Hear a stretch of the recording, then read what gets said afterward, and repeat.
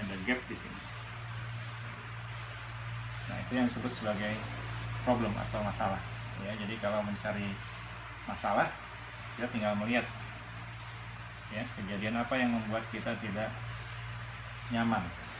Ya, ada perbedaan antara apa yang kita alami dengan apa yang kita inginkan. Nah, itu adalah problem.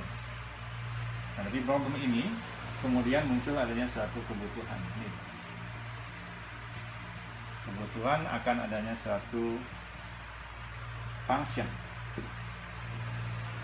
yang diperlukan untuk memenuhi kebutuhan kita dan akhirnya menyelesaikan problem yang kita hadapi.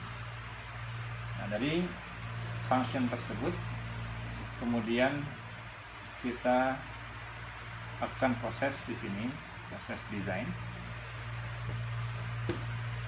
untuk mendapatkan form, wujud tertentu. Nah, form ini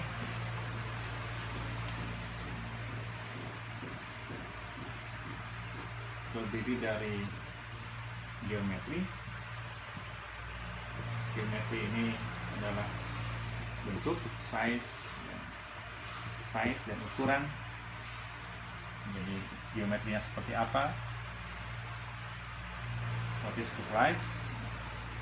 Kemudian berikutnya seperti apa konfigurasinya.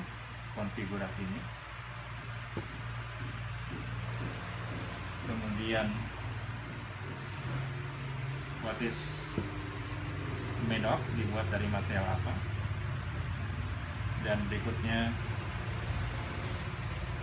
how is it made, ya, proses manufaktur apa yang digunakan untuk material geometri tertentu. Nah, untuk memilih geometry, configuration, dan manufacturers, di sini kita melakukan proses decision making atau pengambilan keputusan. Ya, sehingga kita bisa mendapatkan geometri, konfigurasi, material, dan proses manufaktur yang sesuai, ya, untuk bisa menghasilkan produk atau komponen yang bisa menjalankan fungsi tertentu untuk memenuhi kebutuhan kita dan pada akhirnya akan menyelesaikan problem yang kita hadapi. Jadi ini esensi dari desain sebagai proses pengambilan keputusan sekaligus atau decision making proses, sekaligus juga proses pemecahan masalah atau problem solving proses. Kalau kita lihat di sini, inti dari engineering design ini adalah sebagai mana tergambar di sini. Ya, bagaimana kita menerjemahkan suatu fungsi yang diperlukan menjadi wujud tertentu yang tadi meliputi geometri, kemudian konfigurasi, material, dan proses manufaktur. Di sini terkenal ungkapan function dictates form, atau kadang-kadang disebut juga form follows function. Jadi bentuk, geometri, konfigurasi, material, dan manufaktur itu mengikuti fungsi yang sudah didefinisikan sebelumnya. Nah, untuk mengambil berbagai macam keputusan di dalam proses desain, kita membutuhkan adanya informasi,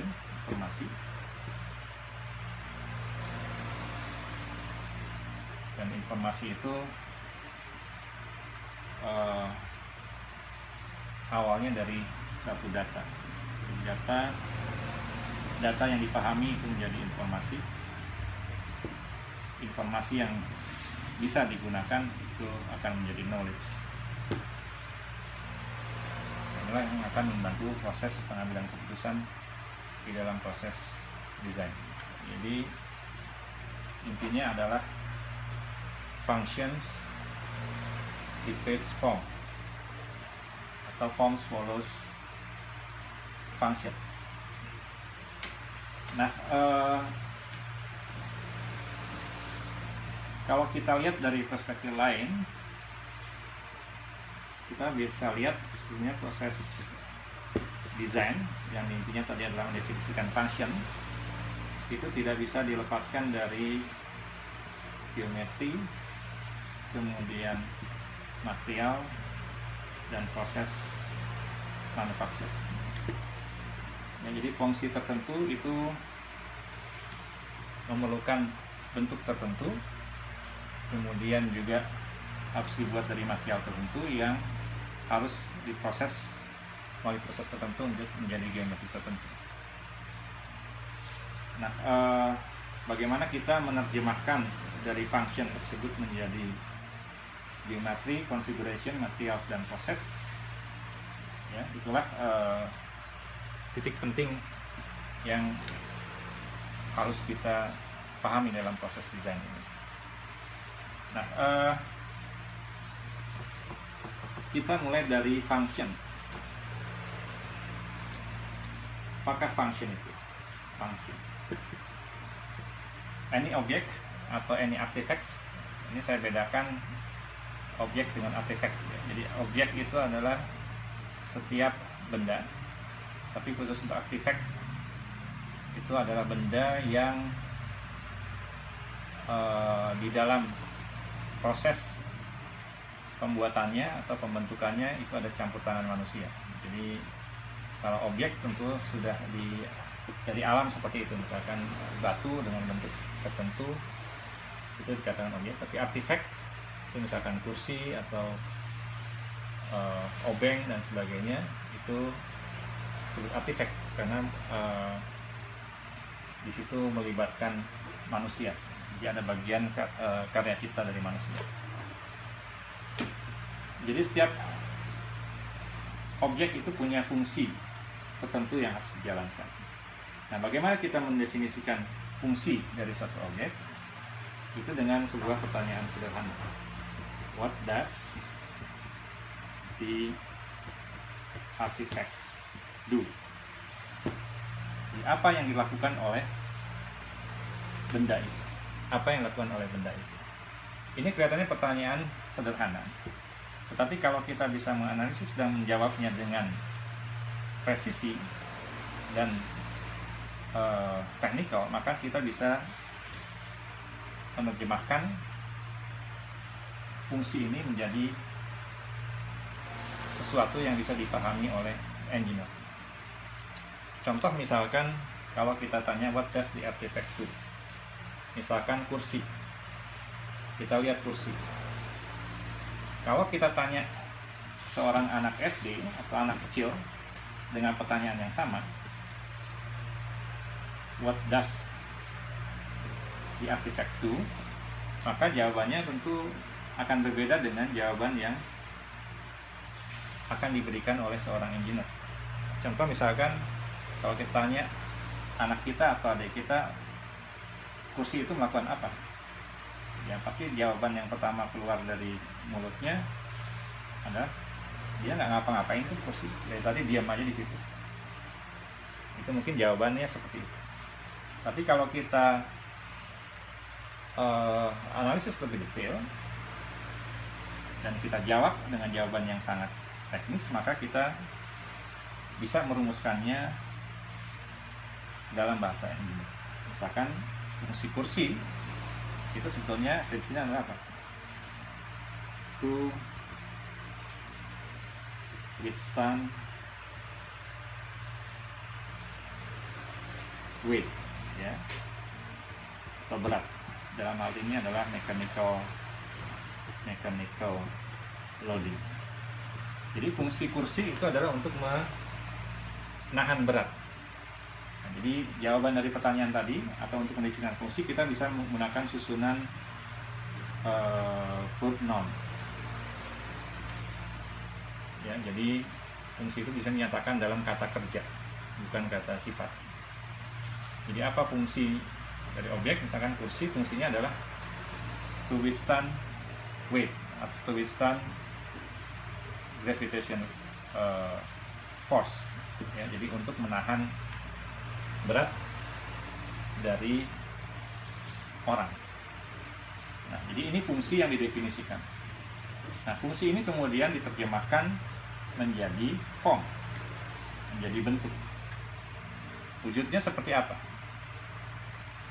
Jadi geometri seperti apa yang bisa menjalankan fungsi tersebut, kemudian konfigurasinya seperti apa, kemudian harus dibuat dari material apa, dan kemudian bagaimana proses pembuatannya sampai dia bisa menjadi bentuk tertentu yang bisa menjalankan, dari material tertentu yang bisa menjalankan fungsi tersebut.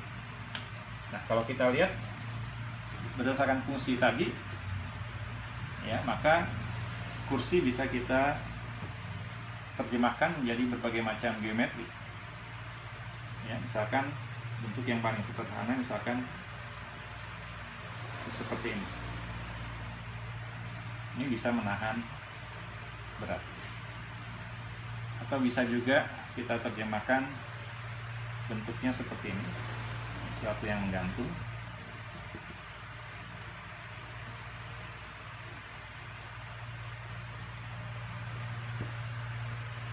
Ini juga kursi. Atau bisa kita bentuk seperti ini, misalkan nempel di dinding. Ini juga kursi. Atau bisa juga seperti ini, ada dua pilar, kemudian ini ada balok, kemudian sini juga ini berfungsi sebagai kursi juga. Ya, jadi geometri atau konfigurasi seperti apa yang kita pilih tentunya setelah kita harus mengambil berbagai macam keputusan. Nah, tapi esensinya adalah selama benda atau artefak ini bisa menjalankan fungsi yang kita definisikan, maka secara teknikal, ya, benda itu kita bisa nyatakan dia berfungsi, technically berfungsi. Nah, tentunya fungsi ini yang tadi didefinisikan itu adalah fungsi primary function. Jadi fungsi utama.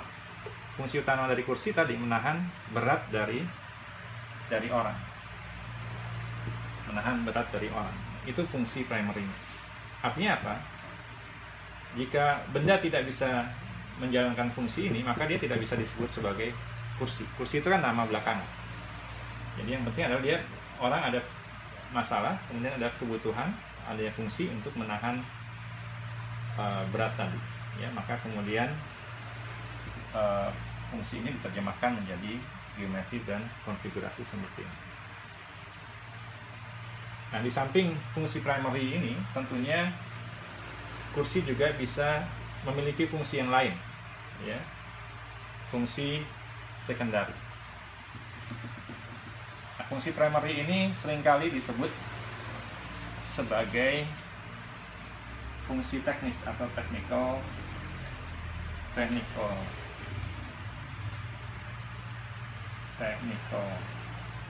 function, atau kadang-kadang disebut sebagai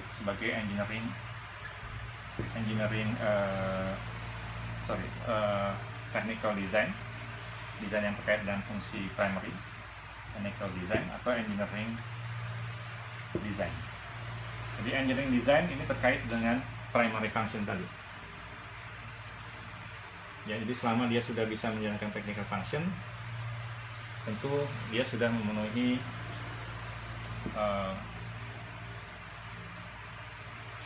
technical design atau engineering design yang sudah didefinisikan. Dan primary function ini bisa satu seperti tadi, fungsi utamanya, tapi bisa juga ada fungsi tambahan juga yang mungkin bisa dimasukkan kepada secondary function, tapi juga bisa dia termasuk sebagai primary function, tergantung dari bagaimana mendefinisikan.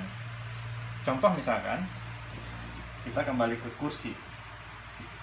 Untuk kursi, kalau kita lihat Tadi primary fungsinya adalah menahan berat. Tapi tentu ada fungsi-fungsi lain yang lebih spesifik yang mungkin didefinisikan untuk kebutuhan lain yang lebih spesifik. Sebagai contoh misalkan, ya kita tahu selama ini ada beberapa macam jenis kursi. Itu ada macam-macam.